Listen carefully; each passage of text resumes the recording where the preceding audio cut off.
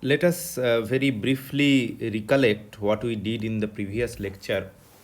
We actually calculated the Einstein's B coefficient and Einstein's A coefficient. And we had seen that the forms of these two coefficients are basically given by these expressions. Now, if we can recollect that in case of spontaneous emission, there was no extra photon, or there was no photon which was required to start the process of spontaneous emission. So the atom was in higher excited state B, and from there it spontaneously jumps back to some lower energy state, and that process was called spontaneous emission. Therefore, since it did not require any photon to perturb, we can safely say that the rate for spontaneous emission is actually determined by the number of atoms which are present in the higher excited state, namely Nb. Nb was the number of atoms which were there at state B. So the rate was proportional to Nb, and the proportionality factor was given by Einstein's A coefficient. And therefore, the rate for spontaneous emission per atom is basically the physical meaning of what Einstein's A coefficient gives us. Now, suppose by some means we are able to pump a large number of atoms into this excited state B. So we are thinking of a scenario where by some mechanism we are able to put a large number of atoms in Ket B, and therefore as a result of spontaneous emission we know that this number will decrease with time, and we can write down this dNb as minus ABA times dt times Nb, where Nb is the number of atoms present in the higher excited state. What does this mean? This means that this factor ABA times dt, it gives us the rate of decay per atom, and if I multiply with the total number, then it will give us the number of atoms which are being decayed to lower excited state, and the negative sign is because of the fact that the number is reducing with time at level B.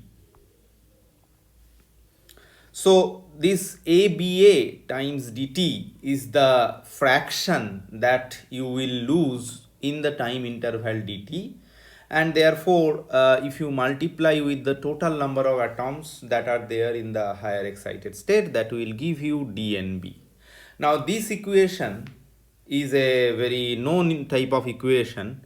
You can solve it. You can write it dNb dt is equal to minus ABA times NB, and therefore you will get an exponential solution which will be of this form: Nb of t is e to the minus a times t, ABA times t, times some constant which I will give as Nb0, which is the initial condition that you require to solve this first order differential equation. So if you give me the number of atoms in state B at time t equal to 0, then I will be able to solve this equation. Now therefore number remaining in the excited level decreases exponentially, and if you recall that in any such scenarios where there is a decay in the number of atoms in some level, then the factor e to the minus t by tau, it is written in that form, and therefore this tau was interpreted as the lifetime. Okay, so if you have some atoms in the excited level and this from excited level the atom jumps to some lower excited state, and the number actually decreases exponentially, then you can define something which is known as the lifetime for the state. And that lifetime, looking at this expression, can be identified as 1 by ba. This is simply because in these kind of scenarios, e to the minus t by tau, this result is written in this form, and tau is defined as the lifetime. To be more precise, this tau is basically the time that it takes for nbt to reach 1 by e. So 1 by e, if you numerically evaluate, is going to be 0.368. So 1 by e or 0.368 of its initial value, that is the formal definition of the lifetime. So the lifetime of a state is defined by the inverse of the Einstein's A coefficient. Now we remember that our assumption with which we started, here it is basically two states for the system, but in principle this was chosen for notational as well as computational simplicity, but it may as well happen in practice that you can have many different lower energy levels than your state B. For example, the spontaneous emission formula which we had derived in the last class, which is given by this, here you are actually having this dipole operators matrix elements between state A and B. But remember, we only had these two levels when we started our discussion. We said that suppose we are having a two-state system where the atoms can be in the level A or they can be in level B, where B was the higher excited level. Now this spontaneous emission formula which we just derived in the last class, that gave us the transition rate between the state B to state A, regardless of what other states may be accessible or inaccessible. It does not matter. It only says that it jumps from B to A, and therefore it gives you a rate. Now typically, as I already said, in all practical purposes, an excited atom can have very many different decay modes. What do I mean by decay modes? By decay mode I mean that the state B in which my higher excited state or the atom is in the higher excited state, this state B can decay into some large number of lower energy states. So in principle there can be more than one lower excited state, which in our case we can define by these symbols kT1, kT2, kT3, and in that case the transition rates actually add up. Earlier there were two levels, so you were certain that the state will change from B to A. The atom will jump from higher excited state B to lower excited state A. But now, if there are different lower energy states, which I had denoted by A1, A2 and A3 and many more, then you will have a transition rate from your original state B to each of these lower excited states A1, A2, A3, and those transition rates actually add up, and therefore the net lifetime for transition, like the lifetime of the state, actually can be given by this formula. So you have these transition rates for different levels, you add them up and then you take the inverse, that will give you the lifetime of the state. So as a homework, I have already sent you the tutorial problems where I had explicitly given this problem. So you can calculate the lifetime for each of the n equal to 2 states of hydrogen. What do I mean by n equal to 2 states? That means n equal to 2 means the L value can be either 0 or 1. For L value 0, the M value can be 0, and for L value 1, the M can take three different values. It is plus 1, 0 and minus 1. So accordingly, there will be four different states corresponding to the principal quantum number n being equal to 2, which are denoted by 200, 210, 211 and 21 minus 1. Now, for solving this problem, you need to actually evaluate the Einstein's A coefficient, which is given by this formula. This is a standard universal formula, and in order to find this tau, which is the inverse of the Einstein's A coefficient, essentially need to calculate the matrix elements of the dipole operator, because everything else here is known. What we do not know is basically the expectation value or the matrix elements of the dipole operator. So you know that the dipole operator is given by D vector, whose matrix elements between the state A and B. So you can actually evaluate this object, this quantity Q, and then bra A R ket B, where this A should only be 1 0 0, because from this n equal to T2 state, by spontaneous emission method, this can actually only go to n equal to 1 state.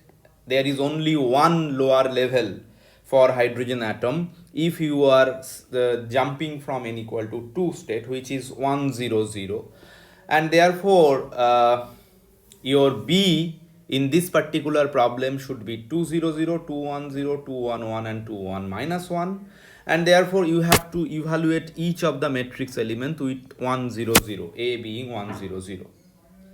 So you can calculate that, and we will discuss this solution in the class.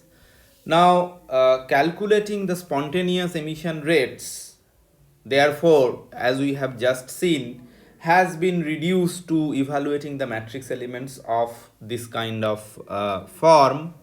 And for spherically symmetrical cases like hydrogen atoms, these A and B's are basically the eigenstates of the, say, if you are discussing hydrogen atom, then these are the hydrogen atom eigenstates. That means these are the NLM values, the ket NLM, and B can be N prime, L prime and L M prime. So this is what you need to evaluate.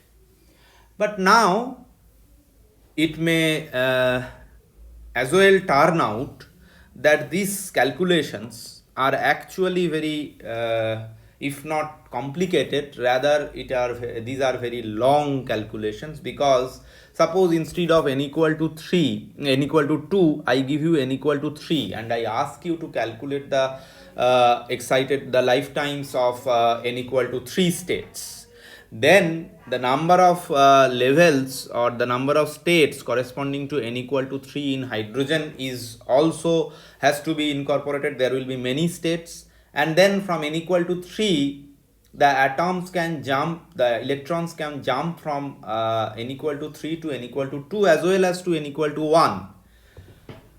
So therefore what happens here is that you have to calculate many such matrix elements, but it turns out that these quantities, these matrix elements, are very often just going to give you zero contribution, and therefore it is always helpful or advisable if before the calculation we know in advance some kind of trick or some kind of rule which will tell what matrix elements will be zero before, without even calculating the matrix elements. Therefore it will actually help us not wasting much time in calculating these matrix elements. That means there must be some kind of rule which tells us that certain matrix elements are always zero, and these kind of rules are known in the literature as selection rules. So I will explain this, and that will be the end of our discussion on time dependent perturbation theory. So we will next focus on the some solutions, and then some solutions regarding the problems, assignment and solutions, and then we will go to scattering part. That is the last topic that we will be covering in this course. Now, selection rules involving m and m prime can be actually calculated using the following method. We all know from our angular momentum calculations that these commutators, which I have written here, are of this following form. For example, I give you the z component of angular momentum, and I give you to calculate, ask you to calculate the commutator between Lz and x. You know that this is nothing but I h bar y. Similarly, Lz with y, this commutator will give you minus I h bar x, and Lz with z is 0. Now let us actually take the commutator between Lz and z, which is already 0, and let us calculate this matrix element n prime, l prime, m prime bra, Lz, z commutator, and then nlm ket. We already know that this is equal to 0, Lz, z commutator is equal to 0, therefore the right hand side will always be 0. But then let us see what this result gives us. So you expand this commutator, you get Lz, z minus z Lz, and then you operate this Lz on the left on n prime, l prime, and m prime, and operate this Lz to the right on nlm. But you know that these are the eigenstates of Lz operator also, therefore Lz acting on nlm is going to give you mh prime nlm. Similarly, Lz on n prime, l prime, m prime is going to give you m prime h bar, n prime, l prime, m prime bra, and therefore you can take m prime minus m h bar common, and what remains is this matrix element of n prime, l prime, m prime, z nlm. So these are the matrix element of the z in nlm, n prime, l prime, m prime, between nlm and n prime, m prime, n prime. So what does this equality tell us? This tells us that either m prime has to be equal to m, or this matrix element should be equal to 0. That is, unless m prime is equal to m, the matrix elements of z are always 0. So this is a very strong result, because this tells you that whatever my matrix elements are, if I can check whether the m prime and m for the state from where it is jumping to the state to where it is jumping, if the m values are not same, then the matrix elements corresponding to this z is always 0. Now let us look at n prime, l prime, m prime, but these other commutators Lz with x, and as usual you follow the same procedure and you get these m prime minus m h bar and then the matrix element of x. But you also know from the relation which we had used here that Lz x commutator is I h bar y, therefore this same result can be written as I h bar matrix elements of y between nlm and n prime, n prime, m prime. So this is equal to this is our result. Now since you note one thing, that because this gives us the matrix elements of x operator, and it gives us in terms of the matrix elements of y operator, you will therefore never have to compute matrix elements of y separately. You can always get them from the corresponding matrix elements of x, because it is a relation that exists because of the commutation relation that we have used.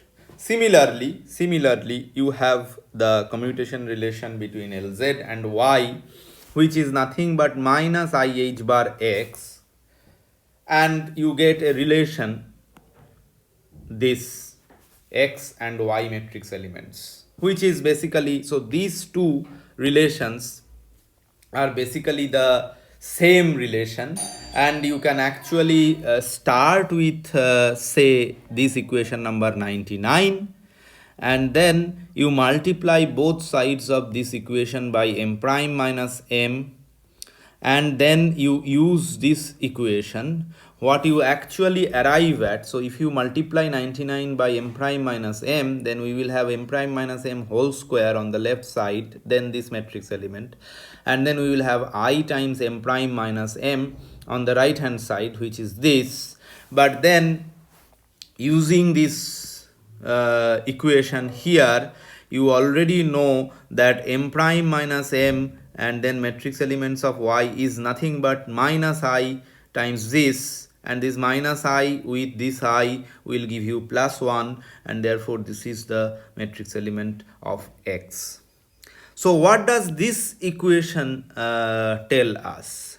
So this equation tells us, you see that there is a relation between this and this, where the matrix elements are basically of the same operator x between the same states. Okay, so this immediately tells us that either we have m prime minus m whole square equal to 1, because if you look at this equality with this equality, that is the only conclusion that you can draw, or you can say that this n prime l prime m prime x and then ket nlm, this should be equal to this, and both of them should be equal to 0. There is no other way.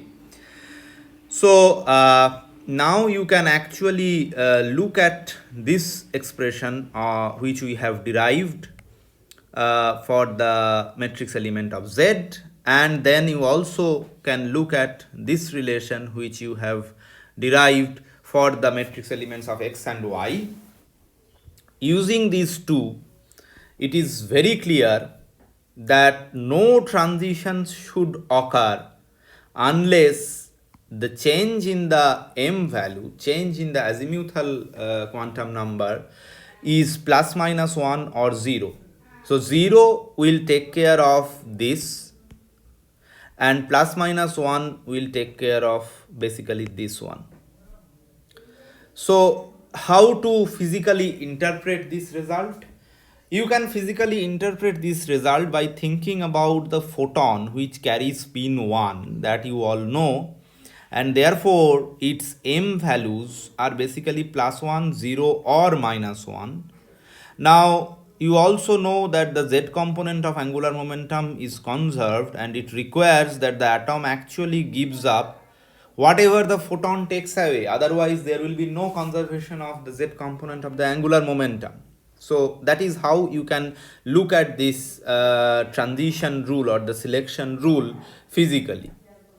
Now what about the selection rule which involves L and L prime? So to figure out the selection rule involving L and L prime, you actually have to use one result, one commutation relation, which is of this form. We are not proving this in here, but I have given this as a problem in your assignment 6. So this commutation relation is between L square commutator R with L square, and the result is basically 2h bar square and then R L square plus L square R. That is the result. So what we are going to do, as usual, we are going to sandwich this commutator between the NLM and N prime L prime M prime states. And on the right hand side again we have n prime l prime m prime, and then using the result of this thing we are just looking at the matrix element. So now the left hand side you can actually expand. You have L square into commutator L square minus L square R minus L square R commutator with L square. And on the right hand side, if you look at this, then you see that there is one L square which will act on n prime l prime m prime. There is another L square which will act on n, l and m, and L square acting on NLM is going to give you L into L plus 1. L square acting on N prime L prime M prime is going to give you L prime into L prime plus 1 H bar square. So overall there will be an H bar square. So we will have 2 H bar to the power 4 times this quantity, and then there will be a matrix element of R between these NLM and N prime L prime M prime. Similarly, because of this relation, L square will operate on the bra N prime L prime M prime. This L square will operate on NLM, and this will give us L prime into L prime plus 1 H bar square. This L square acting on this will give us L into L plus 1 H bar square, and there is a minus sign. So this will come out, and we will be actually looking at the matrix element of the commutator of L square and R. Now similarly here also, if you look at this L square R operator, you actually break this commutator, and if you break this commutator again, this will give you 1 L prime into L prime plus 1 H bar square minus N L into L plus 1 H bar square. So together it will be L prime into L prime plus 1 minus L into L plus 1 whole square, and then there will be another H bar to the power 4. So now we have on the left hand side the this quantity, and as well as on the right hand side also the same quantity. So the only way this equality holds is by either this quantity being equal to this quantity, or this equal to 0. So these are the two criteria. So now let us look at this criteria. If this equality has to hold, then I can write this L prime into L prime plus 1 minus L into L plus 1 as this, and I can break this, I can factorize this in this way: L prime into L plus 1, L prime plus L plus 1 into L prime minus L. And I can write this quantity again as L prime plus L plus 1 whole square minus L prime minus L whole square minus 1. So you can simplify this thing, simplify this using this and this result. You can simplify this, and finally the equation that you arrive at is basically this: L prime plus L plus 1 whole square minus 1 into L prime minus L whole square minus 1 equal to 0. So now you look at this term and you see clearly that it cannot be 0 unless you choose L prime and L both to be equal to 0. But in this case, you can actually show that if L prime and L equal to 0, both of them are 0, then it is this matrix element is itself 0. So we should not take this. Rather, this will give us L prime should be equal to L plus or minus 1. So this therefore clearly indicates that no transition should occur unless the change in L, the angular momentum L, is by plus or minus 1. So to interpret the result, again you know that photon carries spin 1. So the rules for addition of angular momentum actually will allow L prime to be either L plus 1 or should be equal to L, or L minus 1. So the rule for addition of angular momenta for spin 1 particle has to be applied. And if you apply that, then clearly this plus 1 and minus 1 is justified. For electric dipole transition, this probability, although permitted, but by conservation of angular momentum it is permitted, but for this type of dipole transition, this L prime equal to L scenario does not occur. Now we note that not all transitions to lower energy states can proceed by spontaneous emission. Some are forbidden by the selection rules, and those selection rules are here: delta L plus minus 1 and delta M is either plus minus 1 or 0. So if you actually look at the problem that I mentioned, the problem that I had just mentioned before starting the discussion on selection rule, this homework problem, we said that figure out the lifetime of this for each of the n equal to 2 states. If you actually look at the transition from these 4 states to 100 level or to this state, then the following transitions which I have drawn are allowed. So again, I have drawn these 1s, 2s, 2p and 3s, 3p kind of states here, and you actually put L equal to 0, L equal to 1, L equal to 2 and L equal to 3. So you see that here n equal to 4, you can have a transition from this level to this level, and you can have a transition from this to this. You can have a transition from this L equal to 2 to L equal to 1, and then from there to L equal to 0, and like from L equal to 2 to L equal to 1 again here. So all these kind of permutation combinations you have to do. I just want to specifically focus on this 2s state. You note that this 2s state, that means this 200 Kate is basically stuck. It cannot actually decay because there is no lower energy state with L equal to 1. Okay, because here n equal to 1 you have always L equal to 0.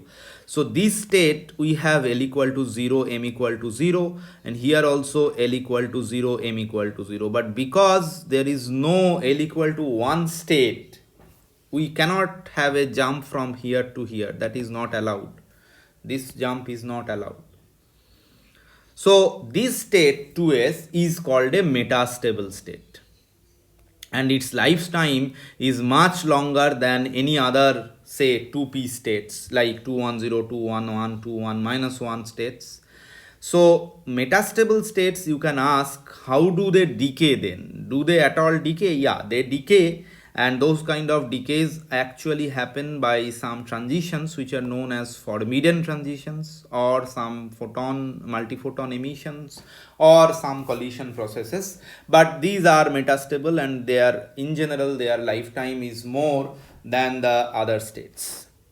So with this, we actually come to an end of our discussion of time dependent perturbation theory. I will take another class or another 1.5 classes on some other calculations corresponding to this, but those are basically examples, and I will also have one or more tutorial on time dependent perturbation theory. But whatever we have done so far is basically related to the different approximation methods. So far we have not done anything else rather than discussing very many different approaches to solve problems in quantum mechanics. The rest of few classes, so we have class till 28th of November. So the rest of the classes, maybe I don't know, 6 or 7 classes, I will try to focus on scattering theory. And as I said on the very first introductory lecture, scattering theory is another aspect, another completely different but very elegant approach to study systems, and we will focus on that in the next class probably. Okay.